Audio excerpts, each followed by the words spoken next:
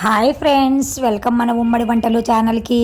ఈరోజు నేను చూపించబోయే రెసిపీ దొండకాయతో నించుడుకాయ. మా అమ్మ చేస్తూ ఉండింది, మాకు చాలా ఇష్టం అండి. దొండకాయను జస్ట్ ఇట్లా ఘాటు పెట్టుకోవాలి. దీంట్లోకి మనము మసాలా తయారు చేసుకోవాలి. దానికి ఏమేం కావాలి అంటే పచ్చి కొబ్బరి ముక్కలు, తగినంత సాల్ట్, మీ కారానికి తగినట్లుగా ఎక్కువ కారం తినాలనుకుంటే ఎక్కువ వేసుకోండి, తక్కువ తినాలనుకుంటే తక్కువ వేసుకోండి. కారము, కొన్ని వేయించిన వేరుశనగ పప్పు పొట్టు తీసుకున్నట్టువి, వీటిని మిక్సీ పట్టుకోవాలి. ఇలాగ కొంచెం మిక్సీ పట్టుకున్నాక కొంచెం వాటర్ వేసుకోవాలి. వాటర్ వేసుకొని మళ్ళీ ఒకసారి మిక్సీ పట్టుకోవాలి. ఇలాగ మెత్తగా వేసుకున్న తర్వాత కొన్ని ఆనియన్స్ వేసుకుంటున్నా. నా దగ్గర కొంచెమే మాకిద్దరికే కాబట్టి కొన్ని మాత్రమే ఆనియన్స్ వేస్తున్నాను. దీన్ని కొంచెం జస్ట్ కచ్చాపచ్చాగా వేసుకోవాలి. అలాగే కొంచెం అల్లం వెల్లుల్లి పేస్టు, ఇది మన ఆప్షన్ అండి, మన ఇష్టం, వేసుకుంటే వేసుకోవచ్చు లేకుంటే లేదు. వేసుకొని మళ్ళీ జస్ట్ అట్లా సైడ్ బటన్ కొట్టాలి.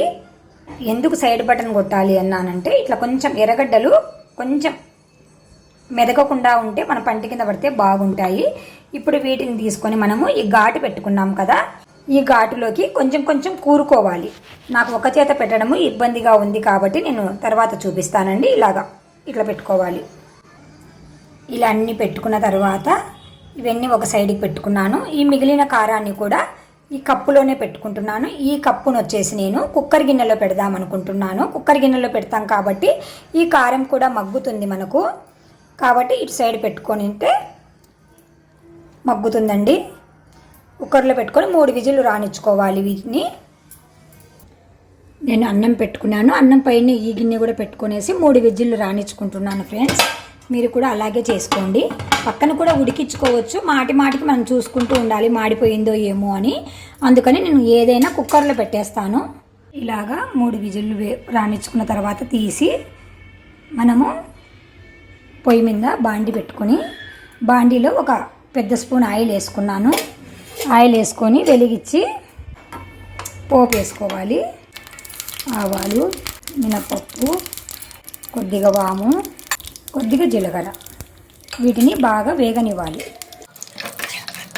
కొద్దిగా కరివేపాకు, ముందుగా ఉడికించి పెట్టుకున్నాం కదా ఈ దొండకాయలను తీసి ఇందులో వేసుకోవాలి.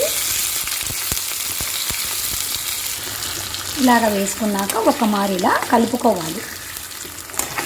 ఈ ఆయిల్ అంతా ఈ దొండకాయ ముక్కలకి పడుతుంది. అంతే ఫ్రెండ్స్, చాలా సింపుల్గా చాలా ఈజీగా మన దొండకాయ నించుడుకాయ మనము తయారు చేసుకుంటున్నాము. మా అమ్మ గుర్తుకొస్తుంది, మా అమ్మకు చాలా ఇష్టం అండి ఇది. ఇప్పుడు ఈ ముక్కలన్నీ తీసి మనము ముందుగా మనం ఉడికించి పెట్టుకున్నాం కదా ఇందులోనే వేసేసుకోవచ్చు. ఎందుకంటే ఈ కారం ఉడికింది కదా ఆల్రెడీ, దీనికి కొంచెం పోపు వేసుకోవాలి అంతే. ఇప్పుడు దీంట్లో ఉన్న పోపే దానికి సరిపోతుందన్నమాట.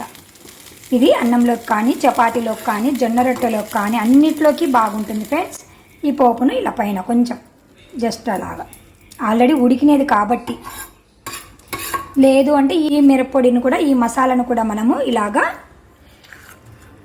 తీసి దీంట్లో వేసి ఒక మారిలా కలబెట్టుకోవచ్చు.